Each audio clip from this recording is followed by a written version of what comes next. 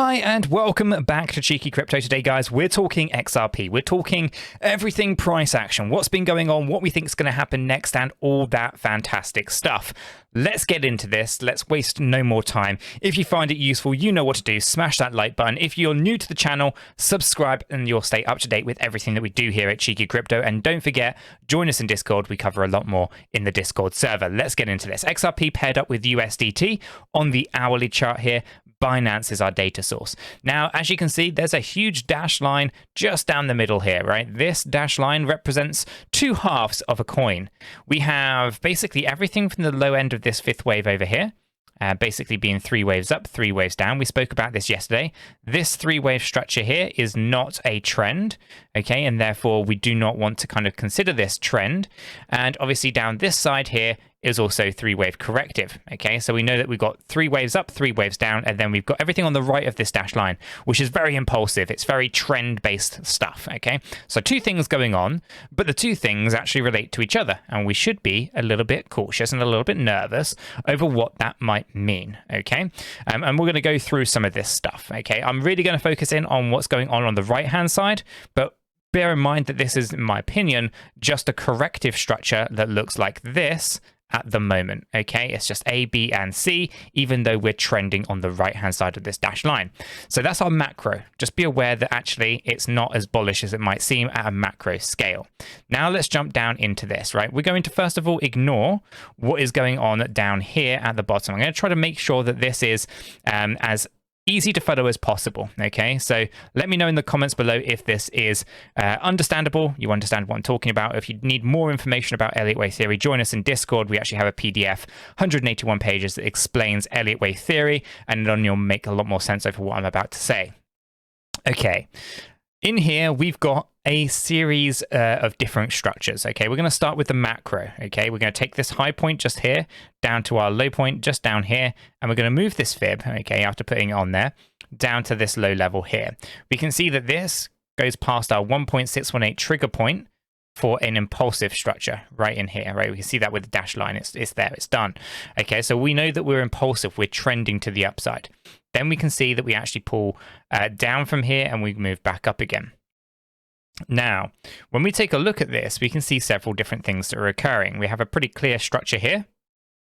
We have a pretty clear move down, and then we have a pretty clear structure moving back up again. Okay, so that is a sub-wave count of the macro. So let me show you the macro first, right? Coming from the bottom, we have a wave 1, we have a wave 2 down here at this end of this fib, and I think this is like a wave 3. We're putting down into 4, we're going to go up into 5.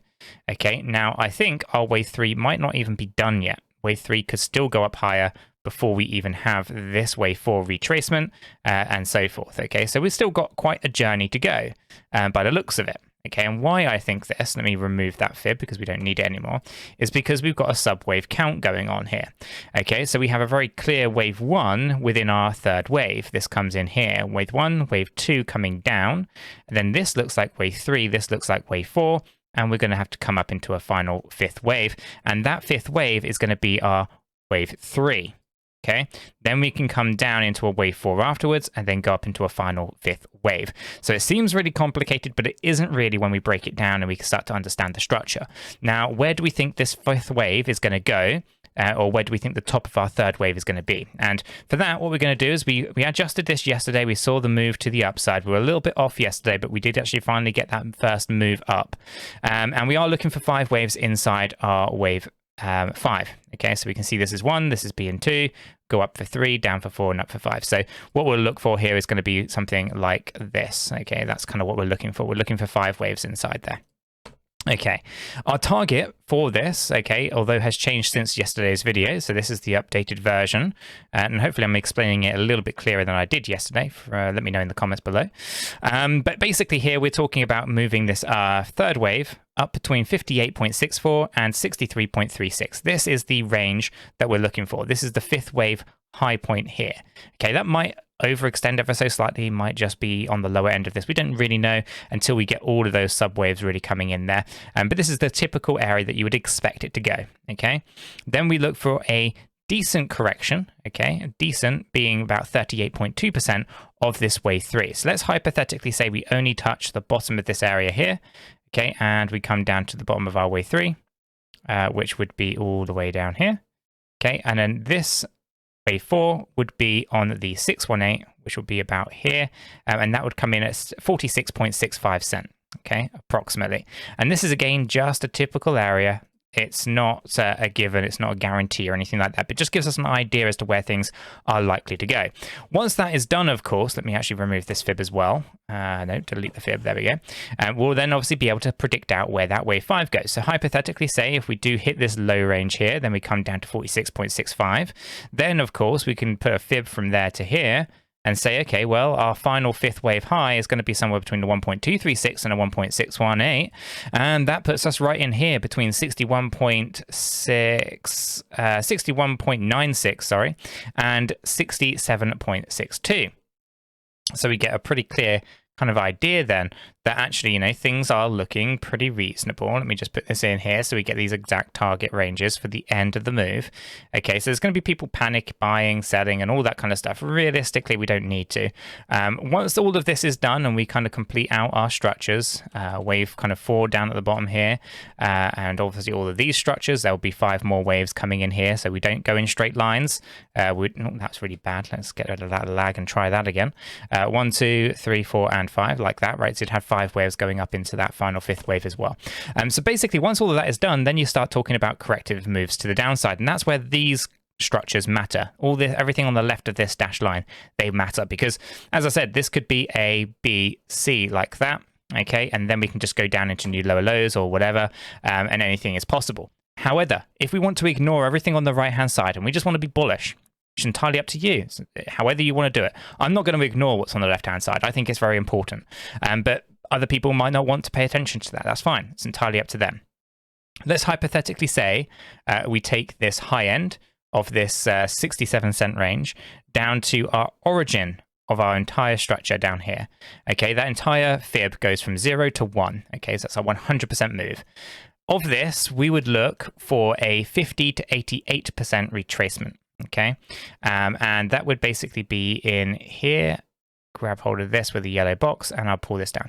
I actually have to throw the fib the other way around, so I'm going to take it from the bottom to the top this time, just because that's going to give me my actual areas that I'm looking for the 88.2, and that would be actually very close to where I put it, right on here.